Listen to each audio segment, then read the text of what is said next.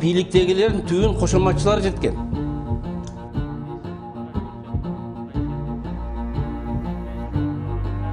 Тарыхыбыз эле көргөздү.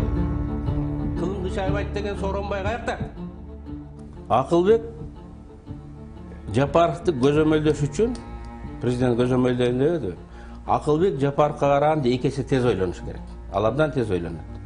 Ага караганда эки эсе алысты көрө билиш керек. Ага караганда эки эсе билимдүү болуш керек.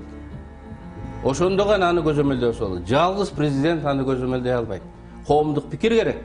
Массалык маалымат эркин керек. Анан парламентте көрөгөч, дасыккан, тажрыйбасы бар, тайманбаган оппозиция керек. Бийликтегилердин түбүн кошоматчылар жеткен.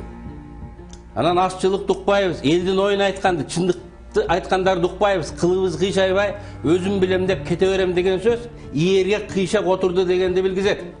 Элдин бир бөлүгү бүгүнкү азчылык, эртең ал көпчүлүк болот. Мына акыркы тарыхыбыз эле көргөздү. Кылымды Шайбайт деген Сооронбай каякта? Кылымды Шайбайт деген Алмаз каякта? Кылымды Шайбайт деп сендей болуп Чечен Бакиевдин адамдар айткан, алар каякта? Эл менен эсептешиш керек. Чындыкты эске алыш керек деп кызматташууга даяр туруш керек. Мен 40 депутат менен 40 депутаттын артында 3 миллион калк болот. Алар менен эсептешпейбиз деген бул абдан туура эмес.